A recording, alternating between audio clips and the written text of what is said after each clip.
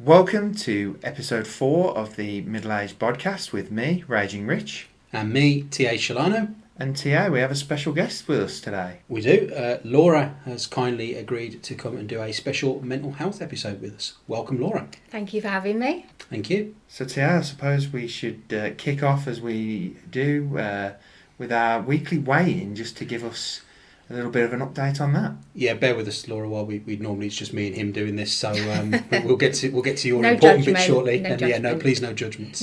We won't show you the real figures. That's coming at the end of the season. So, drum roll please.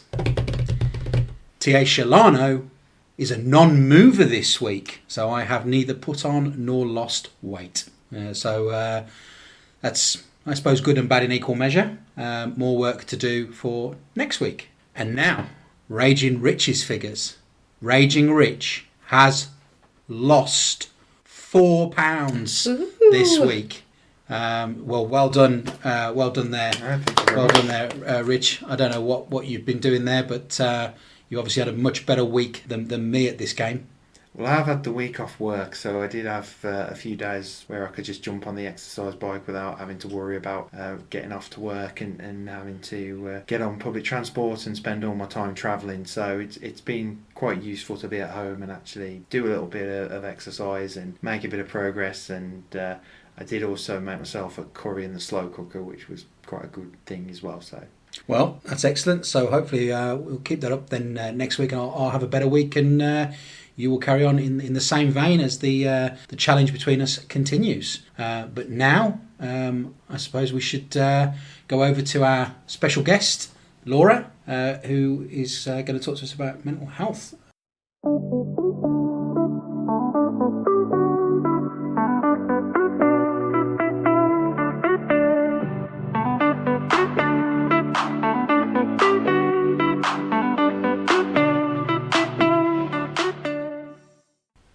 Just before we get going with the interview with Laura, I must put out a disclaimer that obviously none of us are professionals in the field of mental health, and today is just people talking about their experiences. If you are genuinely struggling, then we would obviously recommend that you seek appropriate medical support and advice. Thank you. Laura, thank you for joining us here on the Middle-aged Podcast today. We're really grateful to have you here. Could we start off with you just telling us a little bit about some of your experiences with mental health? Yeah, thank you for having me. I think my mental health journey, I'd say, started when I was about 15, 16, back in 1999, 2000, where mental health really wasn't spoken about that much, and there was still quite a lot of stigma around it. I was diagnosed with depression. And I'm still dealing with it now. I'm currently on antidepressants, which I've been on for about 20 years, I would say. And I'm also having private therapy sessions that keeps my mood balanced. I still have low points, but generally it's really helpful, and I found it really useful just to keep me going with everyday life. How have you found the therapy experience? Incredible. It's a specific type of therapy that I was recommended having, called psychodynamic therapy. Unfortunately, it's not available on the NHS because it's very specialised.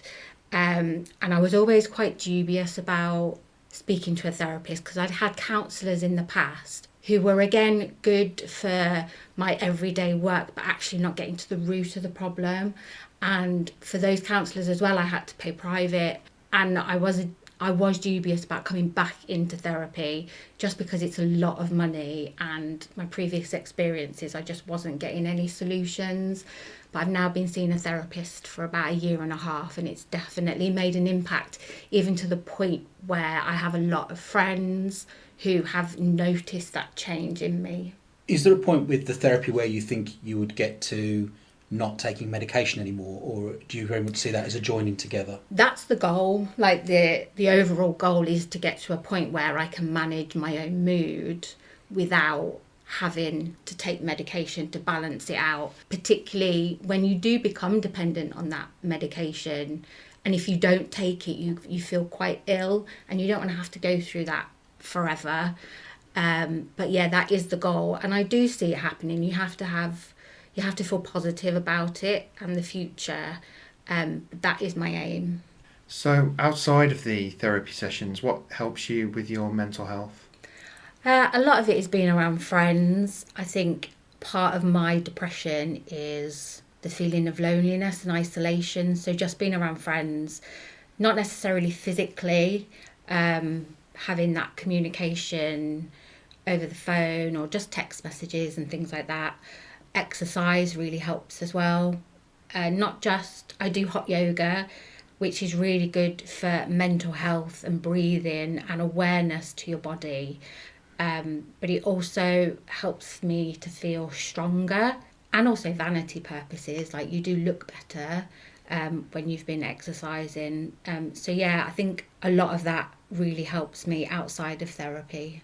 You mentioned there obviously loneliness, and I note that a lot of people talk about that as an increasing problem and impact on mental health, which is interesting considering obviously the world sort of population is very high now, but the loneliness seems to be getting worse. What thoughts do you have around modern society on loneliness? I think a lot of it is that you just don't feel part of a community. So I lived in a city in an apartment. Very rarely did I speak to my neighbours, but the times I've spent overseas, you actually feel part of a community and you feel a lot less lonely. Everybody's just so busy with their everyday lives that you can just be very isolated, and sometimes you're that person that just needs to reach out to have some of that contact, particularly if you live alone. And I'm lucky that I do have people that I can reach out to, but other people don't. And I think that's why being lonely or feeling lonely is not the same as being alone. They are two different things, and I think you're very much feelings of loneliness is more about isolation and nobody understanding what you're going through, particularly if you're also going through mental health issues. So what impact has the media and more recently social media had on your mental health? I try not to engage very much with social media.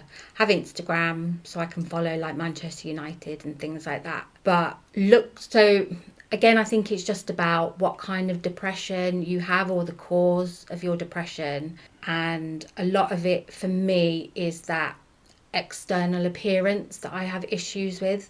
And obviously social media is full of fake imagery, unrealistic expectations of what a woman should look like. And particularly as I'm getting older, now I'm 40, I do concern myself with not trying to put forward those unrealistic expectations. And the media as well, like it's full of women who are 50s, 60s that don't look that age because they've got the money to actually do something about it. And whereas I think men are allowed to age, I don't think women are, and the media and social media is hugely to blame for that. But then, there is the positive side of social media that when I see a fitness reel or I follow some people on Instagram that inspire my fitness journey and yoga, I take inspiration from that. I don't look at my body and think, oh, I'm not as good as that person. It actually motivates me and gives me something to aim for. So I think social media is very much a double-edged sword. I mean, on that point, obviously, in terms of us all here on the sort of Middle-aged Bodcast, I guess sort of the emergence of technology came more for us as sort of, I guess, mid to late teens. Yeah. So the experience that actually a lot of young people are having today wasn't around then. How do you feel, in terms of that impact on young people? I can't even imagine like what young people would be going through. There's a part of me, my depression started when I was bullied at school for how I looked, and at least back in those days I could go home and almost shut myself away from it, but you can't nowadays because it's online. And I truly believe that I don't think if I'd have grown up in a social media age that I would actually be alive today. I just don't think I could have coped. Wow, I mean that is quite quite an interesting take on that, and there have been some really, really appalling stories. I think we will all have seen it in the media where that has happened to young people as well, and how awful that is. And on that point, I think I've read quite recently there's some talk now around potentially the sort of banning smartphones in schools, trying to bring in better regulation for how under 18s engage, obviously, with the internet. And I've heard it compared to kind of like how society used to treat smoking, for example. What was your view on how society should move forward with the technology? I think when you're in a community setting like a school and you're learning and it's all person to person, there shouldn't be the need for telephones or anything like that. Your communication with your peers should be talking face to face. And I completely agree with banning phones from school or banning the use of social media. Because like everything, it can be used for negative purposes. And I think kids nowadays, they don't really know how to communicate just face to face. It's either online or they're texting each other, but they're actually just sat across the table from each other. So yeah, I agree that I think moving forward it should be encouraged when you're in a communal setting that you don't need the use of other social media platforms to actually have conversations. I think you've obviously mentioned about social media not being available in schools and phones. It's certainly for us, phones weren't available then. You had to sort of just, if something happened that was an emergency, for example, the school would phone your parents, for example. On the landline, exactly. and you sort of think, well, that's surely still now something that can be done. If there's an emergency with a pupil at school or a student in college or university or anything like that, there's still a way to contact people that need to be contacted if something's happened. Contacting the institution itself is something that if something had to happen the other way, so it was actually a parent or guardian who had to get in touch about something. And you just find that it seems with the advancements in technology, we've actually found, because it's so convenient to us, people have forgotten how it used to be, and actually a lot of that could still be done. And maybe that's something that should be looked at with social media, because certainly I think it's not good that people are still exposed to it, and certainly the contact. You mentioned, Laura, as well, with social media and people not talking face to face.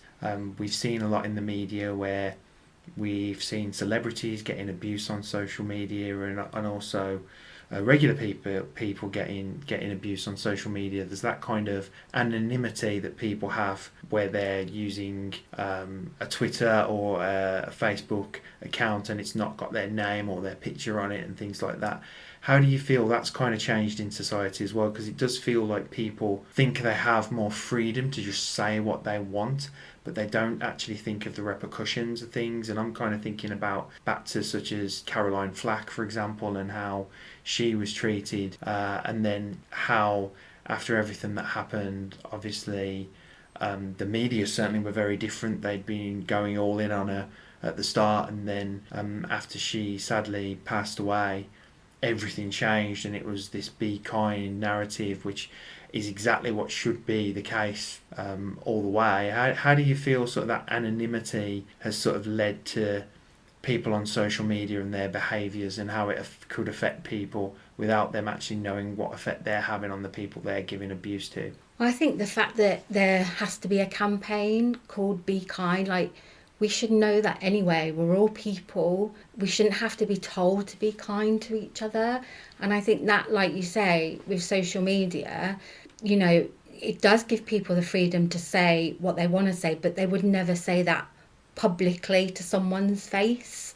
And I think it's just a cowardly way of being insulting, and they probably don't even believe in something that they're saying. They're just doing it to be controversial, to potentially get attention, and they might be mean-spirited people or not very nice. I'm sorry, I'm trying not to swear, but I think for them themselves, why are they wanting that attention? Why are they wanting that negative attention and using social media to get it? Again, I think it comes from the loneliness that social media can bring you, the lack of communication, the lack of physical communication of being around people.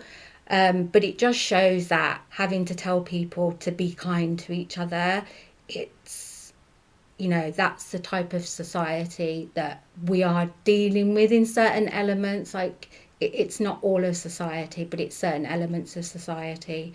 And that has a massive negative impact on people, particularly vulnerable people who are trying to deal with their own mental health and just getting through each day. And those are the people that we really need to look out for and look after.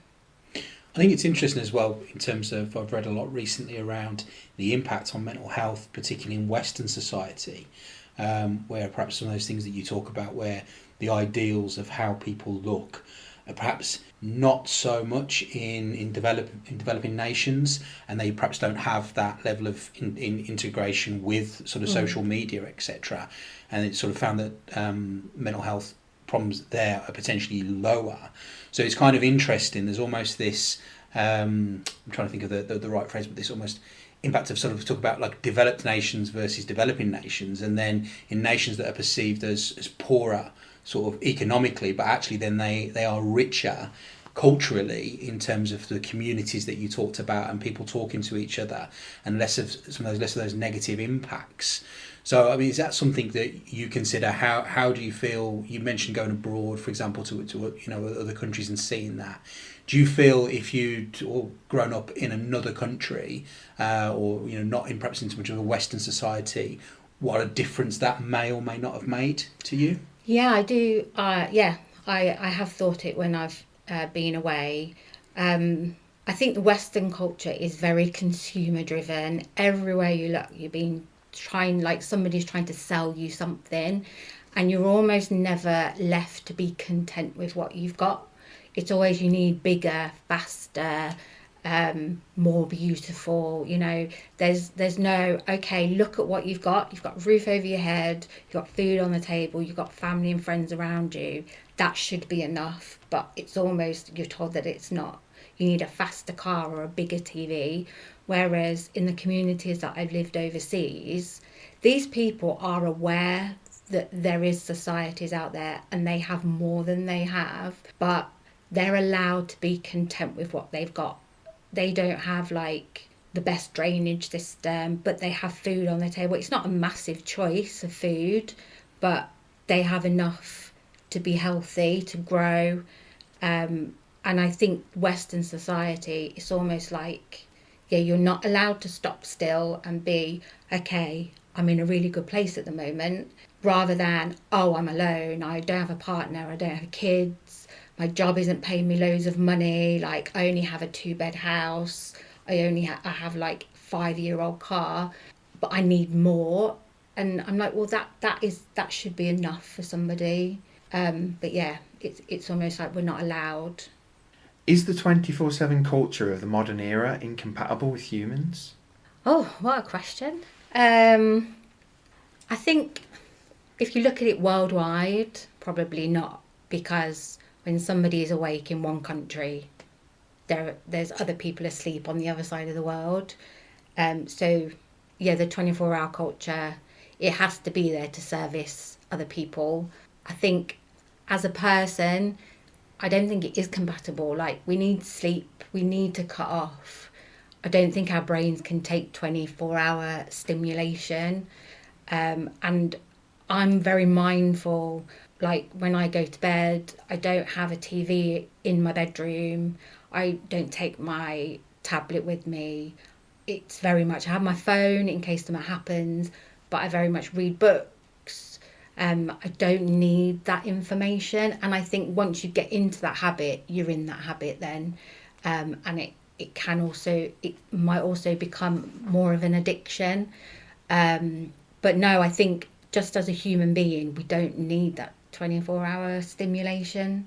So is part of the problem now then the way that the technology and everything has kind of advanced, particularly in, say, the last quarter of a century, it's almost outpacing then human ability in some respects, and how we're then neglecting the need for rest, sleep etc., and that the lines are becoming blurred, and that people are then losing from a younger and younger age that opportunity to actually have more beneficial breaks, rest, mental health, etc. Yeah, absolutely. I think, I think computers and technology are massively outpacing humans. Like the way an algorithm can run in just a second, where a person's brain doesn't compute anything in that amount of time.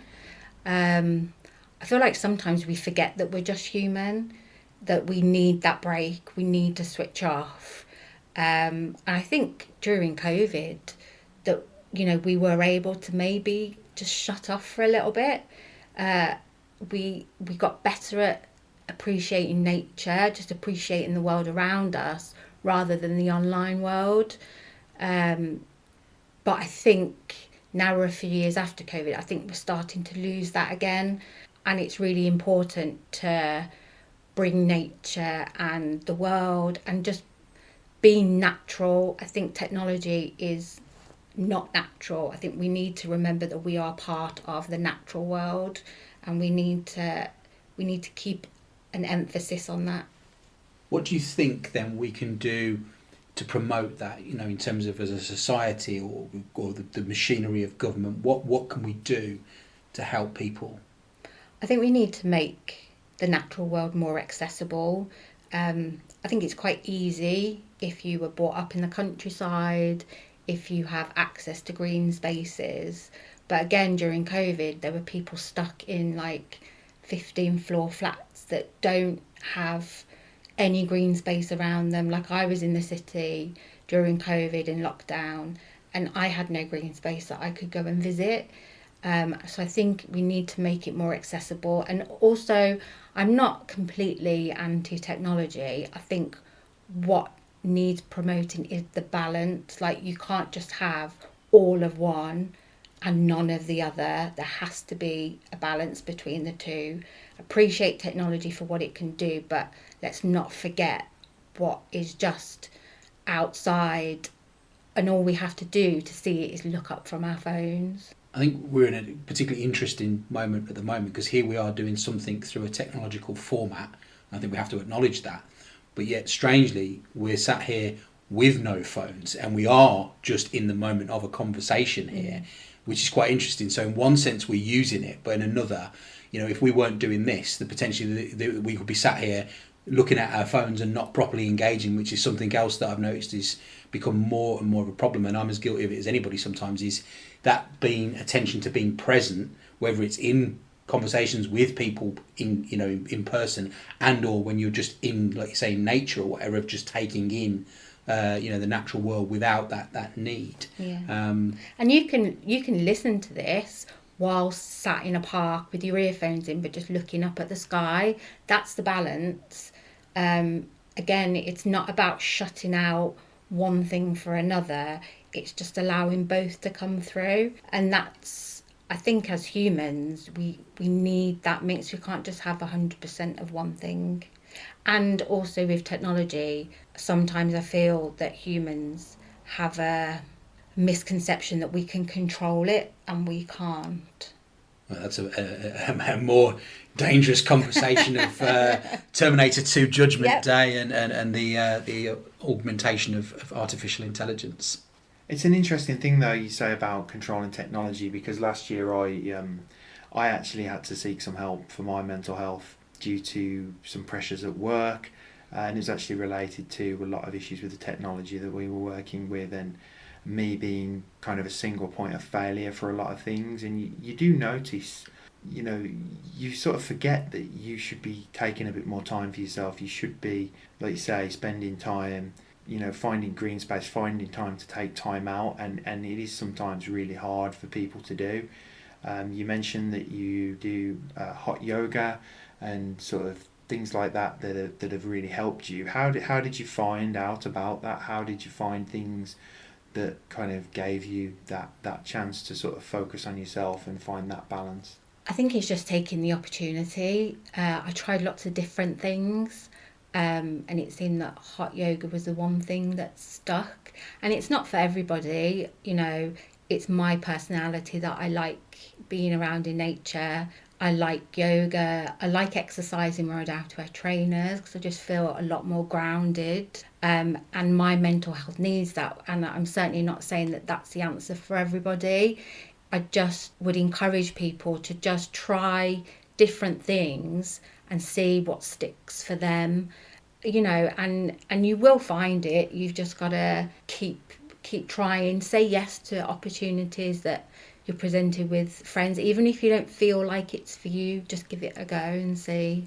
I think that's an interesting point as well when we talk about time and different things, is the amount of time that people are actually spending on smartphones. I think is another thing that's been brought out. And then very often we're all guilty of saying that we don't have enough time to do things. But I think that is another key point, isn't it? Is making the time to do things that are positive, when potentially we're obviously losing so much time doing something that actually isn't constructive or helping us as well. Yeah, and I was like that. I would like look at different apps and gossip columns and things like that, and I just thought I need to be doing something a bit more productive with my time on my phone. So I started learning Spanish through an app, and it's just a little bit of time a day that I sit with my phone instead of scrolling through all the social media apps, making myself feel bad.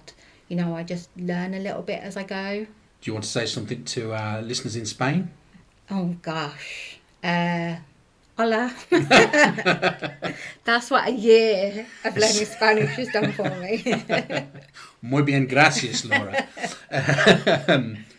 Just wondering how you feel that society considers physical health problems versus mental health problems? Well, I do think society prioritises physical health problems. And I get, in a sense, that you can see for yourself what's wrong. Like if somebody's broken their leg, you can clearly see that the leg's broken. Whereas I think mental health it's a lot harder to understand, particularly if you haven't gone through it yourself. But then there are instances when I've gone through like I call them episodes of depression, where friends of mine have said that they can physically see the depression, and that's something that they've never been able to do before, even to the point where they've seen pictures of me and I look different, like it's still me, but at that particular time when I had that picture taken of me when I was in a depressive episode, I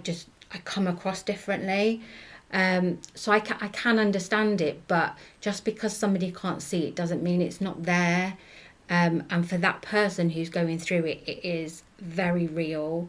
And again, like I say, I've had particular episodes, but because I'm not in an episode, which for me is completely debilitating, doesn't mean that depression's not there. I'm being treated for depression, and I fight my depression every day.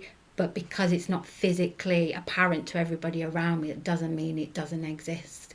And it doesn't mean that that's not an internal struggle that I'm having. And I think it's just being mindful to people, particularly if you've got friends who you know being treated for depression. Just be mindful. Can you give examples of where your mental health has led to you sort of being mistreated or misunderstood at all?